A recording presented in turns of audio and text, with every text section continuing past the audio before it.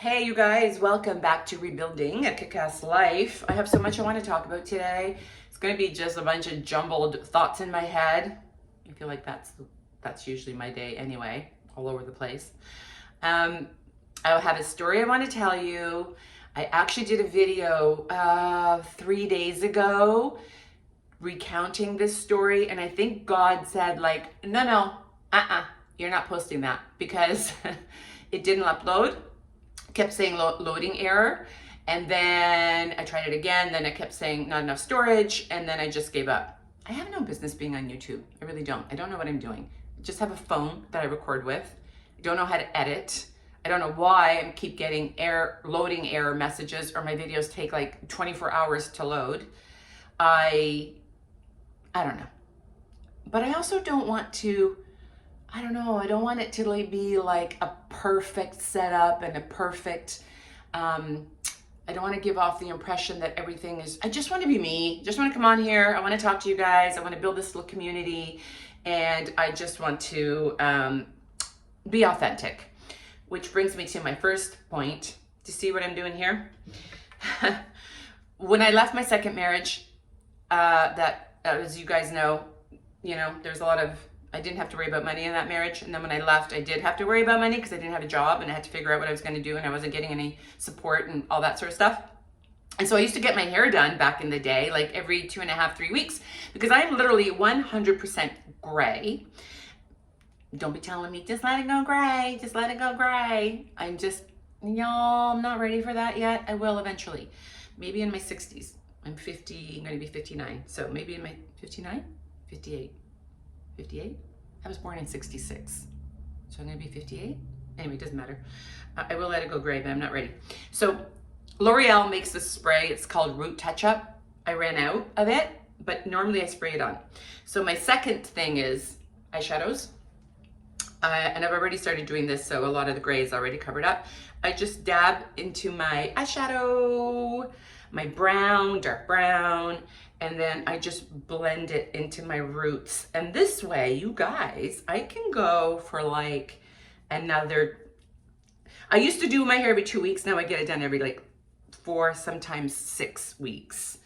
And that is one little thing I learned how to do, or I changed about my previous life so that I could save some money.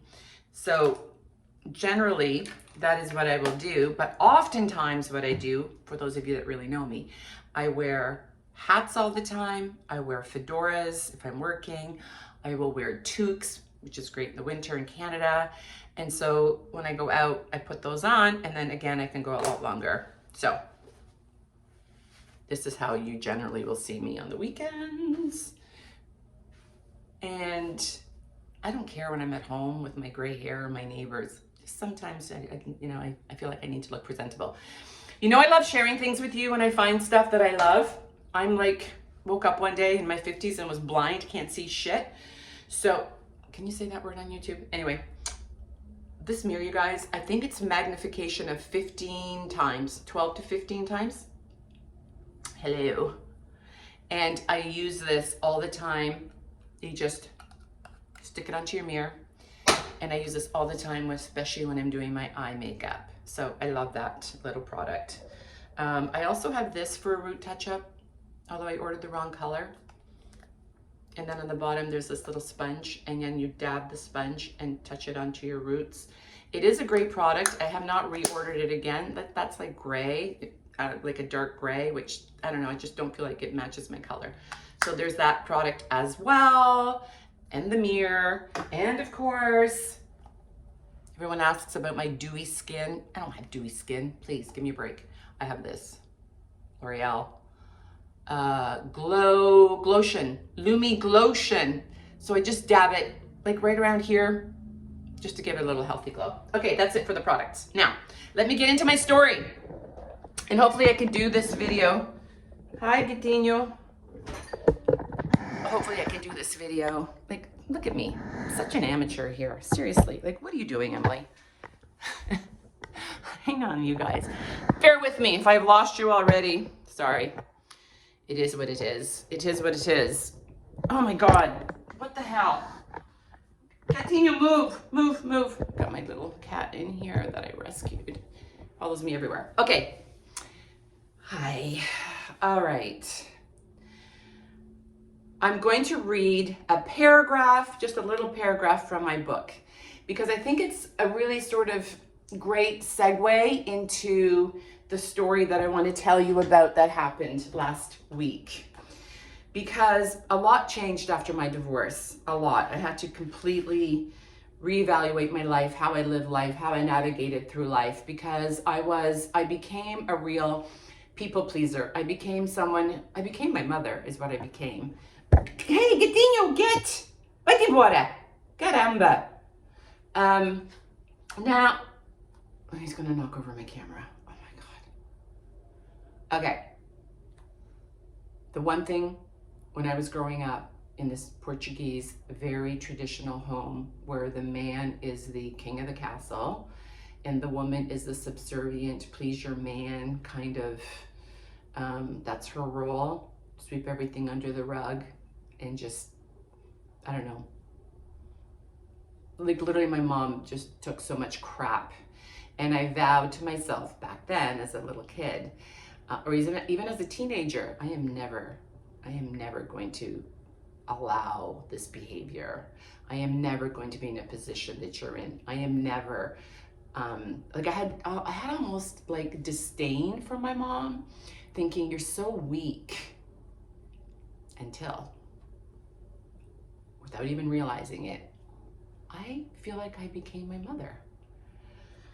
Anyway, I did become my mother. I had enough therapy. And so after I left that second marriage, I vowed that I needed to make significant and profound changes in order to create the life that I really wanted. And it was not easy, and it was hard, and it was daunting, and it was overwhelming, and it was scary as hell. But 10 years later, here I am. Here I am as a published author, as a business owner. Actually, right now, not only am I a business owner, but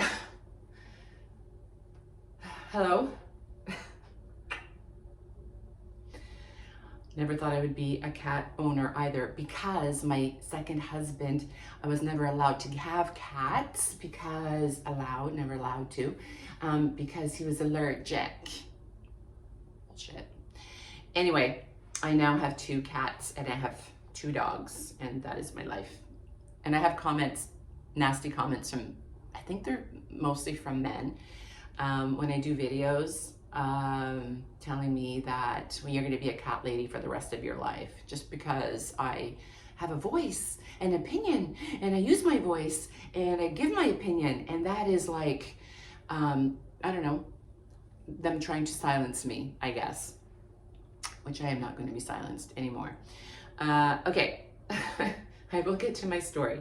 So what I want to do is read a paragraph from my book.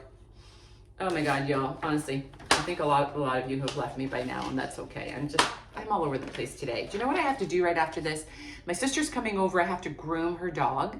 My son sold his house. He's out of the country, so I staged it for him. It sold in 2 weeks. So, and it closes on February 27th. What's today, the 7th? So I literally have like 20 days to get that house completely packed up. So I'm gonna do that today.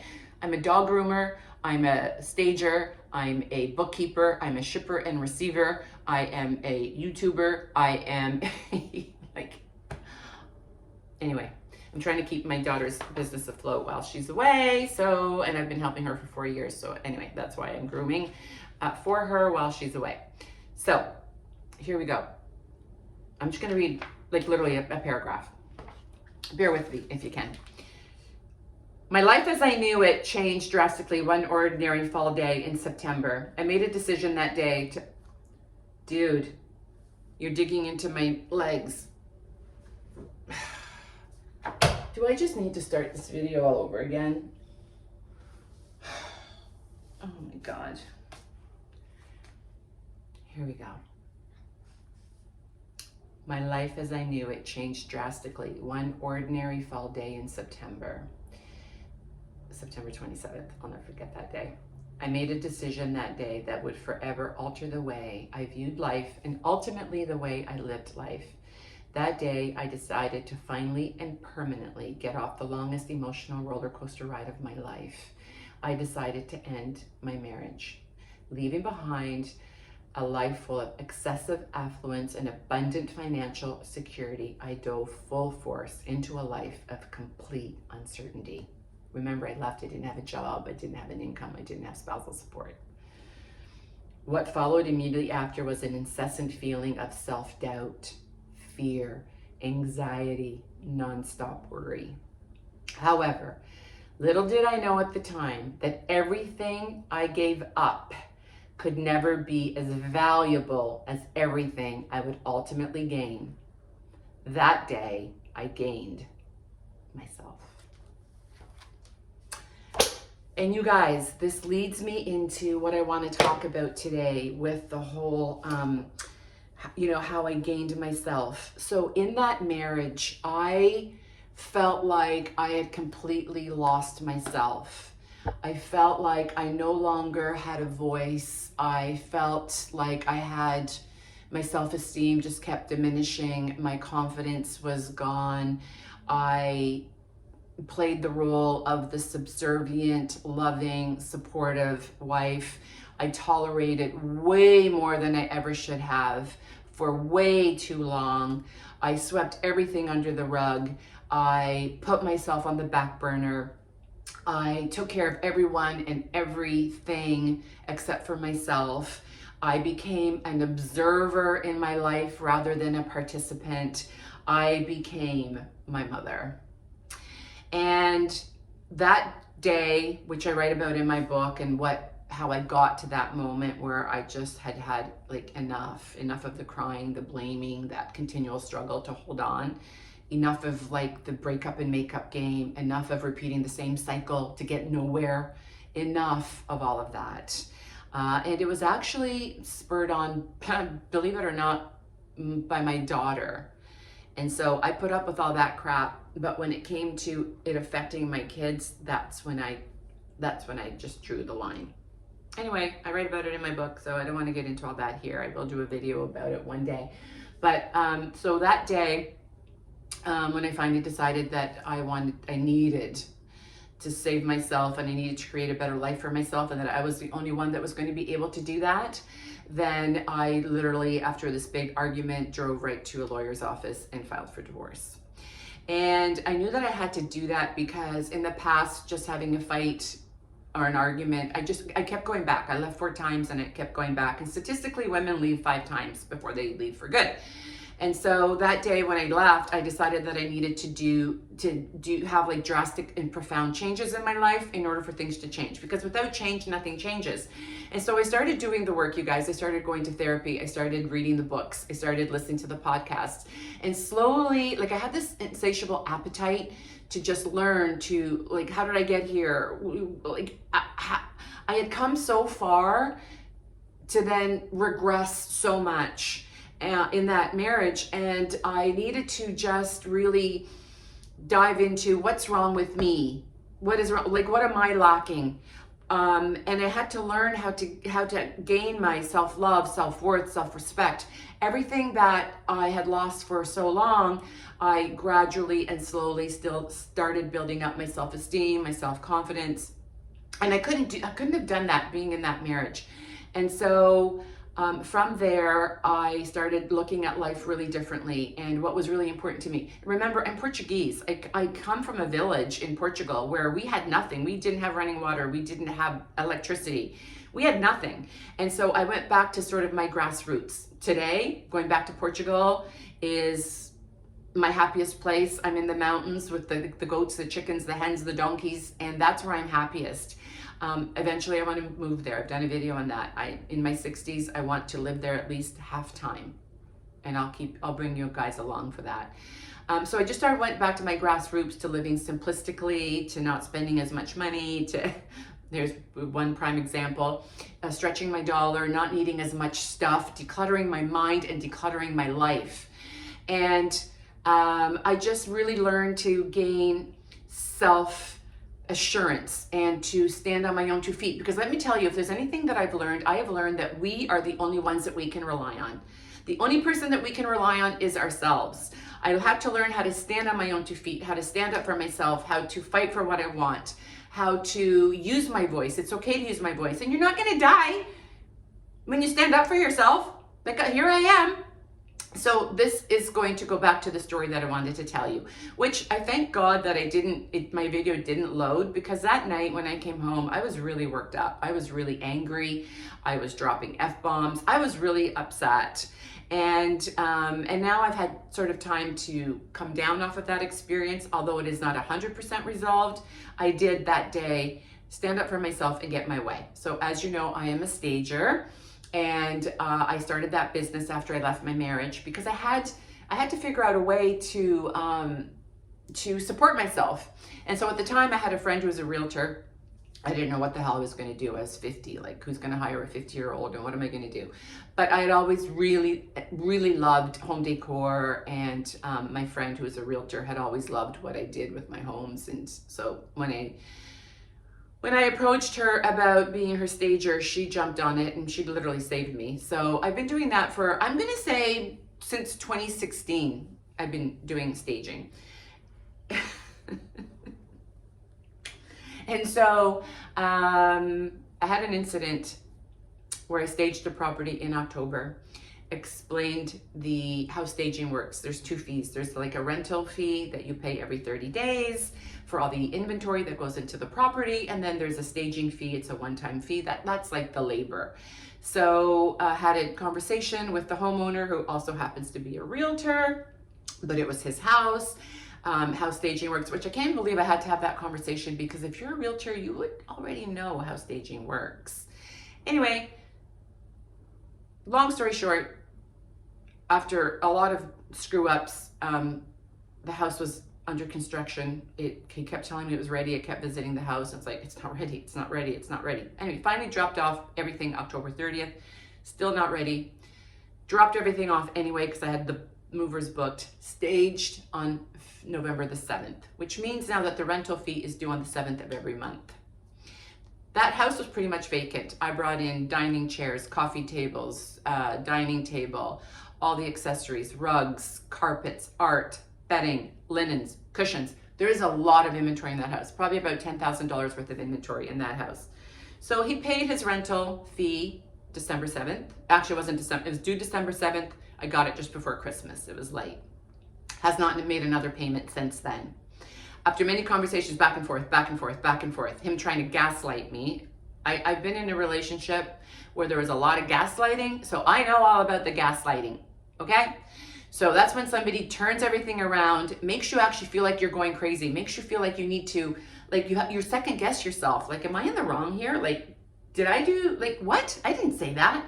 And so gaslighting is when a person literally will flip everything around to put it on you, to make you feel like you're in the wrong. And then a lot of times you end up being the one apologizing, because in their mind, there would not have been a problem had we not reacted to the problem. Okay, I don't know if I'm explaining that right, but basically this is the sort of the scenario.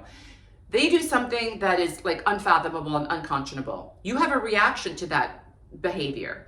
When you have a reaction to that behavior, they're upset with you for reacting to their shitty behavior, because if I hadn't reacted like that, then there would have been a problem in the first place. Okay? Oh, okay, so it's my fault that I'm reacting to the crap or to the shitty behavior or to whatever it is that they've done, that clearly they're in the wrong about something. You have a reaction to it, and then they blame you for it. Okay? And that's when you're like, what? Anyway, that's gaslighting. So back and forth, back and forth, back and forth. Here we are now, February 7th. By the way, it is due today, the rental fee. Still not paid, and the inventory has not been removed from the property. So generally you pay for it or the inventory comes out. Sorry, that's the way it works. That's just how it works. So last week I was doing a staging job for one of my top realtors. Get to the property. The homeowners, had taken out the bar stools. I did not have that in my notes, and I can't remember the conversation that we had about the bar stools in their property. So, but because I didn't have it in my notes, I didn't pack bar stools, and they had already taken them out and sent them to storage. So it could have been my bad. I honestly don't remember. Like maybe I said I'll replace. I honestly don't remember. Not a big deal because I have a warehouse with a lot of furniture. But as it turns out, I had no more bar stools. The perfect bar stools for this property that I'm staging that day were at client's house who has not paid his bill in 2 months. So I sent him a text nicely and I said, hey, I'll exclude his name because I don't need another freaking war.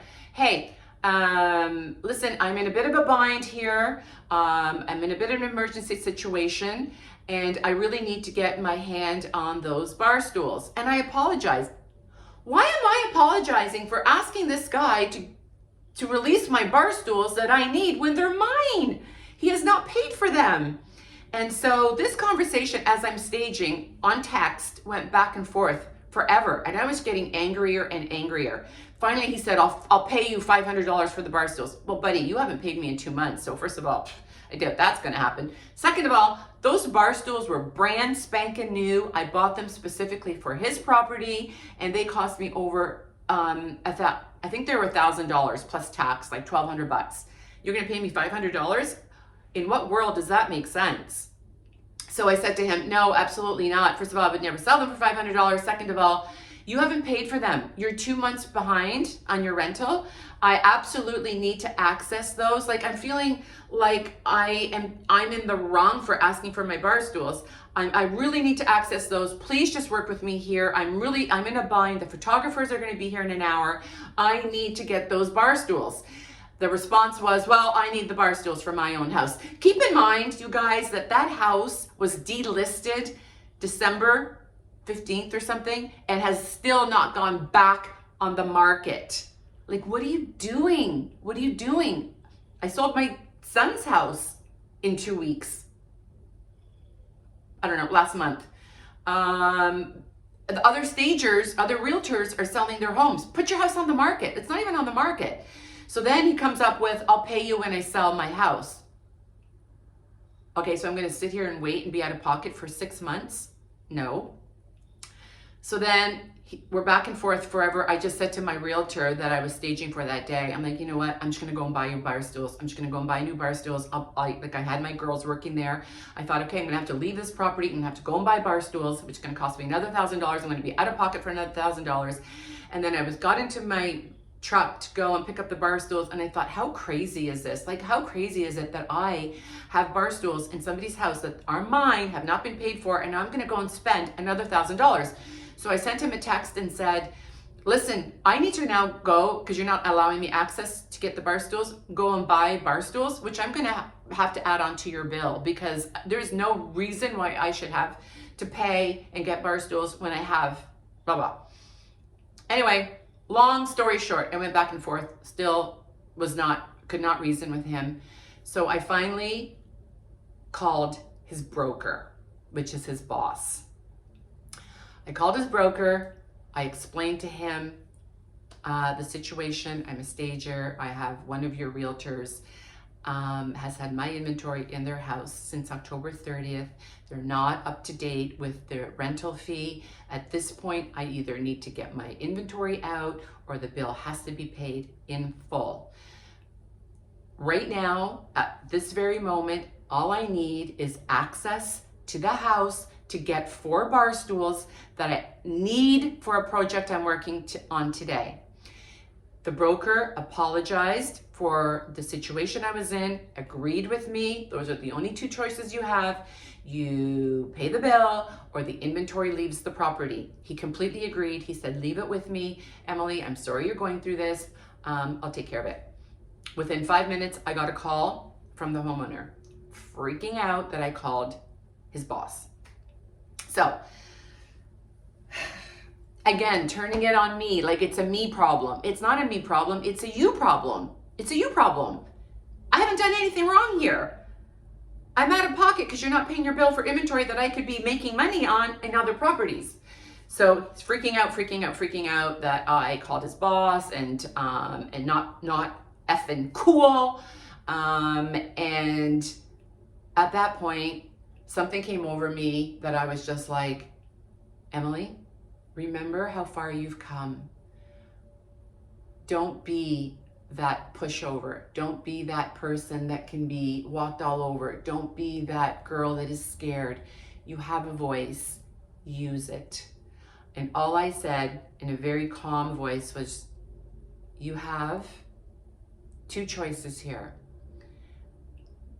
On February 7th, the rental is due again. If I don't get full payment, all of the inventory will be coming out of your property. Secondly, today, I am driving to your house right now, and I expect that those bar stools will be out on your porch waiting for me. Those are mine. You are holding them hostage. I have to get them. If I do not have those bar stools within the next hour, because the photographers are coming in an hour to photograph the other home, not only will I call your broker again, I will escalate it to RICO, Real Estate Council of Ontario. That will stay on his record permanently. At that moment, he basically said, not in a calm voice, by the way, just, I don't know if he said fucking come and get them. Just come and get them. And all I wanted you guys at that very moment was to get my hands on those goddamn bar stools, and come hell or high water, that day, I was not going to end that day without getting those bar stools into that property that I was staging. Drove to his house, the bar stools were waiting for me, I grabbed them, threw them in my truck, off I went. So, my point is, you guys, stand up for what you believe in. Have a voice. Take a stand. Use your voice. Don't be afraid to. Sometimes we as women are brought up to be, just to like, I don't know, sit there and look pretty and don't cause waves and don't cause commotion. I know that I was brought up never to question authority, to speak only when you're spoken to like just really like old school, like get married, have children, which is what I wanted anyway. It's my biggest accomplishment in my life is my kids. But get married, have children, don't cause waves. And that's just sort of how I was brought up. And then I watched my mother. So I think I was really conditioned to have that mindset. And once I learned that I could, that it was okay to just stand up for myself and stand in my truth and stand in my authenticity, and I don't know, it's so empowering, you guys. It's such an empowering feeling. That day, as I'm driving back to the house, I was like patting myself on the back because I was like, good job, Em, good job. At the end of the day, you got exactly what you wanted in that moment. Now, we still haven't resolved the issue of the rest of the inventory that's in that house. Today is the 7th, it's due today, so I'm gonna have to send another email or a text. By the way, when you have situations like this, you guys, everything in writing. No phoning, no calling, because then you have no proof. Everything in writing, so I am going to send another text, and if I don't have payment today, I will set up for the movers to go to the house. Now, whether or not I'm going to go into that, get in, I don't know, but that's when I will, and I will, mark my words, I will escalate it to his broker and to RICO. So that's my lesson for the day. Stand up for yourself. Reinvent yourself. It's never too late to reinvent yourself. I needed to literally completely reinvent myself.